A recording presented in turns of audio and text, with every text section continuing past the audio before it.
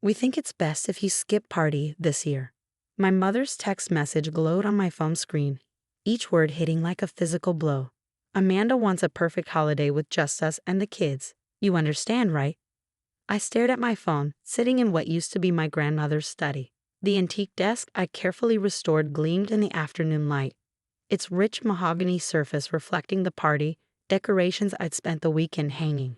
Every corner of this house held memories of the work I'd poured into it over the past year. My name is Catherine Mitchell, and at 34, I'd just been uninvited from party in the home I legally owned. You can drop off any gifts beforehand. Another text buzzed through. Amanda doesn't want any awkwardness on the actual day. Amanda, my younger sister, the family favorite who'd never lifted a finger to help save our grandmother's home when it was falling apart. The same sister who'd been too busy finding herself in Europe when Grandma passed away, leaving the house in desperate need of repair. I ran my hand along the desk's smooth surface, remembering the hours I'd spent stripping away decades of neglect. When nobody else in the family wanted to deal with Grandma's old house, I'd stepped up. I'd sold my condo in the city, emptied my savings, and dedicated a year to bringing this place back to life. The renovation hadn't been easy. The Victorian-era home had needed everything from a new roof to updated plumbing. Every weekend, every vacation day, every spare moment had been spent here. While Amanda posted pictures of her perfect life with her perfect husband and perfect kids, I was covered in dust, learning about load-bearing walls and historical preservation. My phone buzzed again. Mom says you're not responding. Don't make this difficult, Kate. You know how important family traditions are to Amanda. That message was from my father, always the mediator, always trying to keep the peace by giving Amanda whatever she wanted. The irony of talking about family traditions in the house I'd saved from demolition wasn't lost on me.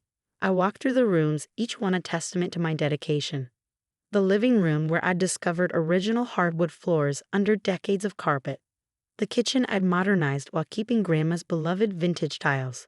The sunroom where she used to read to us as children, now restored to its former glory with new windows that perfectly matched the original design. Another text. The kids are so excited about party at great-grandma's house. Please don't ruin this for them. I smiled bitterly. Great-grandma's house. Not Catherine's house. Not the home their aunt had spent a year restoring. In their minds, I was just the caretaker, the reliable sister who'd handle the dirty work while they planned their perfect family party. They'd all conveniently forgotten the family meeting last year, when nobody wanted to deal with the inheritance. Amanda had been too busy with her social life, Mom thought the house was too much trouble, and Dad suggested selling it to developers. I was the only one who saw what this place could be, what it meant to our family's history. Fine, I'd said then. I'll buy everyone's shares. I'll fix it up myself. They'd laughed, not believing I could do it. Amanda had even made a joke about my cute little project. But I did it. I bought them out, invested everything I had, and transformed the crumbling Victorian into a showpiece that would have made Grandma proud. Now they wanted to exclude me from party in my own home. My phone buzzed one more time. We'll be there on the 23rd to decorate. Amanda has some wonderful ideas to make the house more festive. I walked to the front window, watching the snow begin to fall.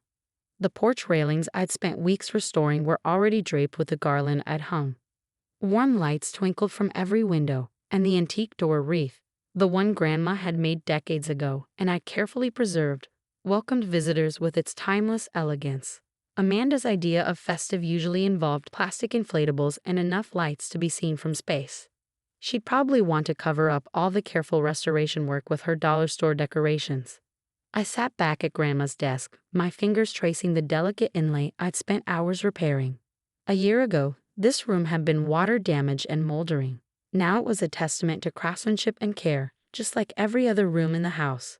My phone lit up with another message, this time with a photo attached.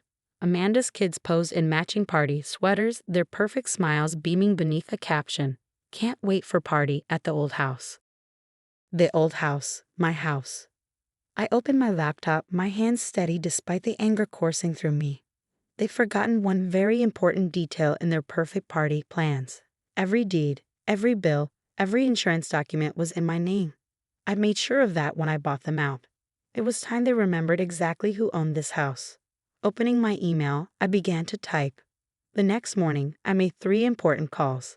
The first was to my lawyer, Emma, who'd handled the property transfer last year. The second was to a security company. The third was to my grandmother's old friend, Martha, who lived next door and had watched the entire renovation with proud approval. They did what? Emma's voice crackled through my speakerphone as I made coffee in my carefully restored kitchen. They decided to have party here without me, I replied, keeping my voice steady. Planning to arrive on the 23rd to decorate. In the house you own? The one you have sole legal rights to. Emma's tone shifted from disbelief to professional interest. The property they all signed away their claims to. The very same. And they just forgot this detail. Apparently. I stirred my coffee, watching the snow continue to fall outside the kitchen window. Amanda's been posting all over social media about their perfect family party at our family home. Emma was quiet for a moment. You know, as your lawyer, I should advise you to simply send them a formal notice reminding them of the property ownership. And as my friend, she laughed.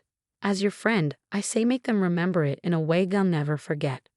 The security company arrived that afternoon. I had them install a state-of-the-art system, complete with cameras and a new gate across the long driveway. Martha watched from her porch, waving as the workers completed their installation. Your grandmother would be proud, she said later, accepting a cup of tea in my kitchen. Not just of how you've restored the house, but of you finally standing up for yourself. I glanced around the kitchen, remembering how Martha had been the only one to visit during the renovation, bringing lunch and encouragement during the longest days. She'd watched me learn plumbing, electrical work, and carpentry, never doubting I could do it. Amanda always did get her way, Martha continued, her voice gentle but firm. Even when you girls were little, running around this kitchen while your grandmother baked. It's time that changed. My phone buzzed with another text from my mother. Amanda's ordered the most beautiful decorations. We're thinking of putting the tree in front of that old bookcase you restored. The kids need more room to open presents. The bookcase in question was an original piece, built into the wall. I'd spent weeks refinishing it, carefully matching the historic wood stain. The thought of it being blocked by Amanda's artificial tree made my jaw clench. They really have no idea what's coming, do they? Martha asked, noting my expression. None at all. The week before party passed quickly. My family's texts increased, each one detailing their plans for my house. Amanda wanted to move furniture to accommodate her kids' play area. Mom suggested storing my cluttered antiques in the attic to make room for their celebrations. Dad asked if I could make sure the driveway was plowed for their arrival. I responded to none of them. Instead, I prepared. The security system was tested and ready. Emma had drafted all the necessary paperwork. Martha had agreed to be my witness if needed. Even the local police had been notified, just in case my family didn't take the news well. On December 23rd, right on schedule, 3 cars pulled up to the new security gate. From my grandmother's study, I watched through the security cameras as my family emerged, cars packed with plastic decorations and oversized gifts. Amanda reached the gate first, frowning when her attempt to open it failed. Mom tried next, then Dad, all looking increasingly confused. Finally, my phone rang. Kate? Mom's voice was sharp. There's something wrong with the driveway gate. We can't get in. Nothing's wrong with it, I replied calmly. It's working exactly as intended. What do you mean? Open it up, we need to get started decorating. Amanda has a schedule planned. No. What do you mean no? I mean no, you're not coming in. This is private property, my private property. Or did you all forget that part? Through the camera, I watched their expressions change as my words sank in. Amanda's face reddened, Mom's mouth dropped open, and Dad started pacing. This isn't funny, Catherine. Amanda's voice cut through in the background. Open the gate right now. Or what? I asked, surprising myself with how steady my voice remained. You'll uninvite me from party in my own house again. Silence. Let me be clear, I continued. This house, the one you all signed away your rights to, the one I spent a year restoring while you posted vacation photos, is mine. You have no right to be here, no right to move my furniture, and absolutely no right to cover up my restoration work with dollar store decorations. But it's the family home, Mom stammered. No, it's my home, and I'm not invited to party here, remember? You can't do this, Amanda's voice reached a pitch I hadn't heard since our teenage years. "We have plans. The kids are expecting party here."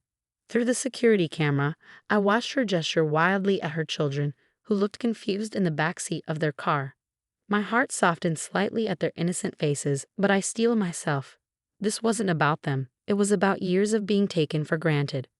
"Actually, I can. And I am." I took a deep breath. "But I'm willing to negotiate." "Negotiate?" My father's businessman instincts perked up. "What do you mean?" "If you want to have party here, we can discuss terms. All of you come back tomorrow morning at 10 a.m. Bring coffee. We'll have a family meeting like we should have had weeks ago." "But tomorrow's party eve," Amanda protested. "Then I suggest you make alternative plans just in case." I ended the call and watched through the cameras as they argued among themselves in the snow.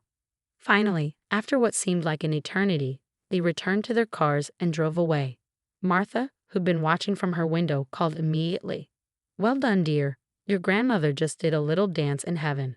That night, I slept better than I had in weeks. The next morning, precisely at 10 a.m., my family returned. This time, when they reached the gate, I buzzed them in. I waited in the formal living room, where last party we'd had the meeting about the house's fate. The room looked drastically different now, restored to its original glory, with every detail carefully preserved or renewed.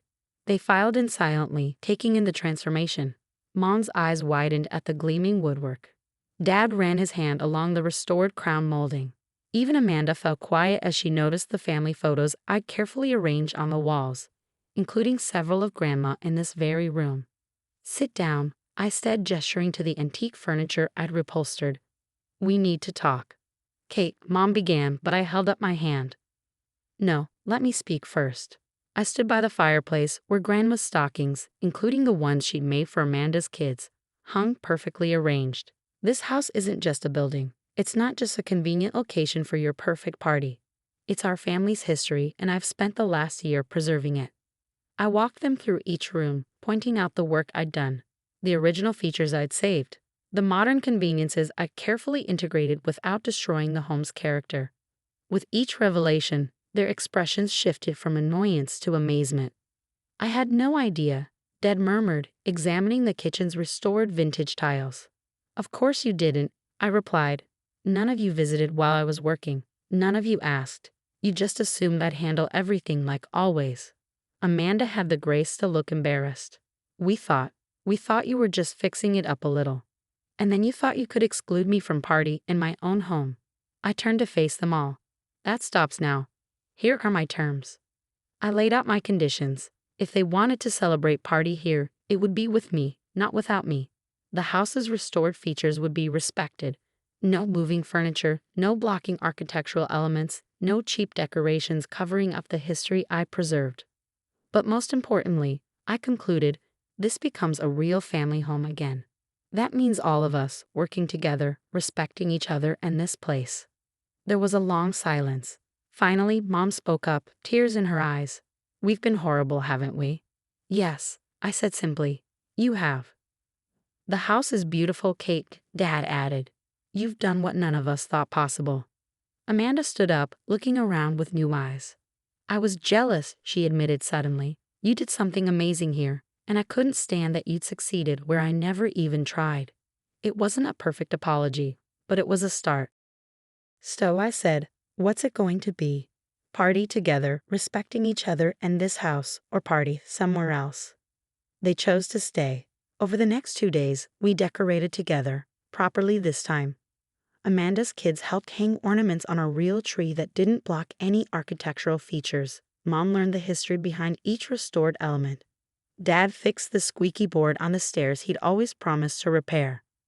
On party morning, watching my nieces and nephews open presents in front of the fireplace, I caught Martha waving from next door. She gave me a thumbs up through the window, and I smiled back. The house felt alive again, filled with the kind of family warmth Grandma had always created. It wasn't perfect. These things never are. But it was real. And this time, we were all invited.